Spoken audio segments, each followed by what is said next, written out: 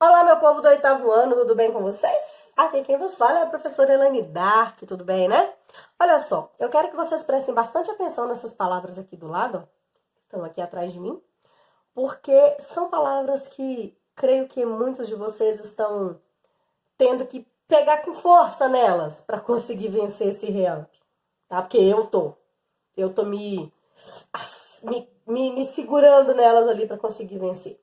E eu vou ler essas palavras para vocês. Eu quero que vocês valorizem cada uma delas e tenham elas dentro de vocês.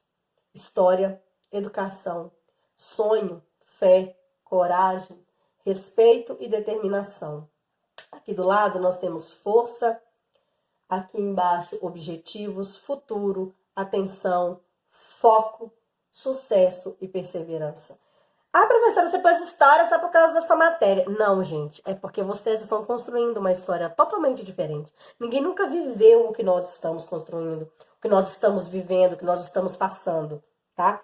Ninguém nunca passou por um estudo à distância da forma como a gente está passando, tá bom? Nós não passamos por uma pandemia dessa forma, tá? Então, tudo novo. Então, a nossa história está sendo contada de uma forma totalmente diferente das outras, ok?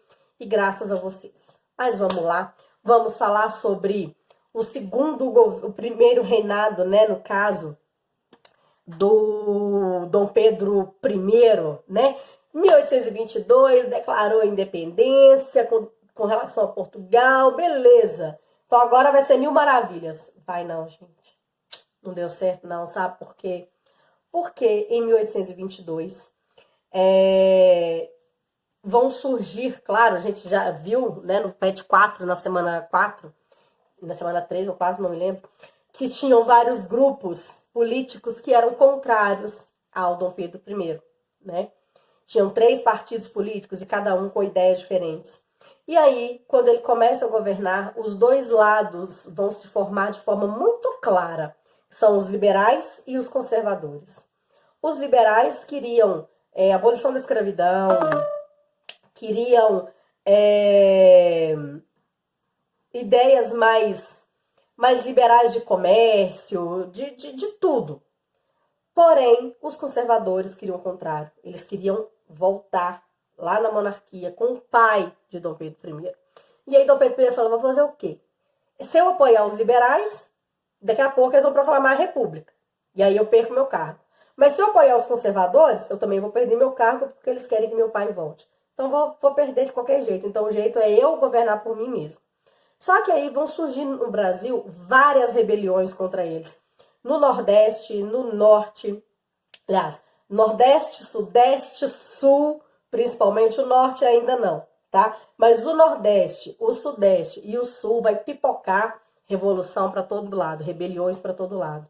O Nordeste, nós vamos ter dois grandes nomes, que é a Batalha de Genipapo e a Confederação do Equador.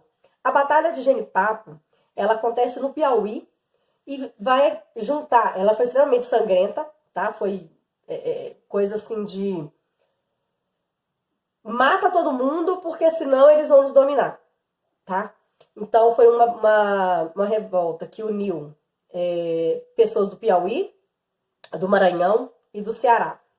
E ela vai acontecer exatamente no dia 13 de março de 1823. Ou seja, não tinha nenhum ano, né? Tinha meses da nossa independência, né? Nós ficamos independentes em setembro de 1822. Então nós tínhamos aí mais ou menos nem 7 meses completos direito, praticamente. Né? Tinha acabado a gente estava nascendo ainda a nossa independência. E aí o que acontece? Nessa Batalha de Genipapo, os governantes das províncias vão se revoltar contra o Dom Pedro I, porque eles não queriam o processo de independência da forma como foi e não aceitavam, digamos assim, cortar os laços com Portugal. Eles queriam continuar aliados a Portugal. E aí, para que isso ocorresse, eles tinham que tirar o Dom Pedro do governo, né? Então, eles vão se unir contra as tropas de Dom Pedro I, mas vão perder. E aí o líder, né, que era o líder da província do Piauí, ele vai ser deportado para Portugal, né, como se estivesse sendo preso, foi preso e mandado para lá. Beleza, acabou a Batalha de Genipapo. Só que aí, pouco tempo depois, vai começar, né, em 1824, menos de um ano depois, começa uma segunda revolta na região do Nordeste, que é a Confederação do Equador. E a Confederação do Equador, ela vai começar em Pernambuco, mas vai reunir vários outros estados da região. Vai juntar com eles Rio Grande do Norte, Ceará, o próprio Pernambuco, tá? Piauí e Paraíba. Todos esses 5 estados, eles vão se unir contra o Dom Pedro I e vão formar o que a gente conhece como um país independente, que seria a Confederação do Equador, que a confederação significa região independente. Então, é como se eles estivessem criando um país dentro do Brasil, tá? E aí, quase que o Brasil ia ser um continente, digamos assim, né? Porque nós íamos ter um país. Só que, na verdade, nós íamos ter um país dentro de outro. Porque nós tínhamos acabado de nos tornar independente, não tinha nem 2 anos, tá? E aí, a Confederação do Equador, ela foi liderada principalmente por intelectuais e alguns religiosos. E ela vai ter como os líderes principais o Cipriano Barata e o Frei Caneca. O Frei Caneca, né, todos os líderes vão ser presos, mas o Frei Caneca vai ser, digamos assim, ele foi penalizado publicamente para que as pessoas entendessem o recado, tá vendo? Se vocês falarem contra o imperador, vai acontecer isso aí que está acontecendo com ele. Então é melhor vocês ficarem, ó, de biquinho fechado, para que não ocorra mais casos como esse do Frei Caneca. E a intenção principal deles era implantar uma república, porque já que nós não vamos voltar a ter um acordo com Portugal, né? Nós não vamos ter mais laços com Portugal. Mas nós também não queremos laços com o imperador. Nós queremos nos tornar uma região independente. Então eles vão implantar a república, tá? Implantar uma forma de república, que não deu muito certo, obviamente, porque Dom Pedro I vai enviar várias tropas para lá, e essas tropas vão detonar com a revolta da Confederação do Equador, vai fazer cada província voltar a ser província novamente, né? Porque a Confederação acaba.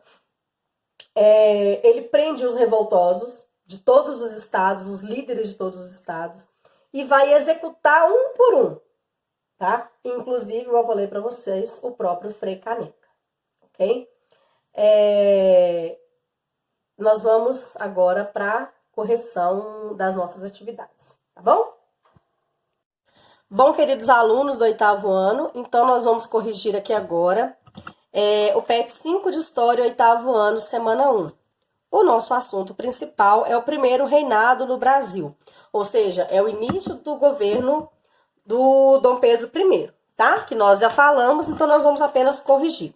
Aqui no início, como sempre, nós temos um pequeno texto falando os pontos principais que vão estar nas atividades, que são a Batalha de Genipapo, tá? A Confederação do Equador, que tá aqui embaixo, tá bom? E o posicionamento dos portugueses que estavam aqui no Brasil, tá bom? Tá tudo aqui no texto e nós vamos então agora corrigir as atividades. Aqui em cima nós temos a imagem, né, do Frei Caneca, que foi um dos líderes da Confederação do Equador, né, como vocês já sabem. E aqui é o momento do fuzilamento dele, né, da condenação dele. Descreva a Batalha de Genipapo, explicando os motivos do conflito. Foi uma sangrenta batalha que ocorreu no Piauí, já vou grifando, tá, gente? Entre os grupos de resistência à independência e aqueles que apoiavam Dom Pedro. Ela aconteceu no dia 13 de março de 1823.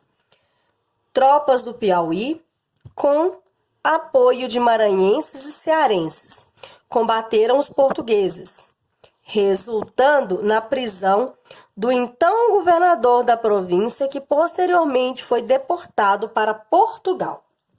Então, aqui está a Batalha de Genipapo. Agora, o que foi a Confederação do Equador? Ela ocorreu em 1824, após a nomeação de um novo presidente para a província de Pernambuco. Os idealistas liberais, Cipriano Barata e Frei Caneca, que eu já mostrei a imagem para vocês, não gostavam das ideias autoritárias do imperador e tinham ideias de implantar uma república livre e independente do Brasil.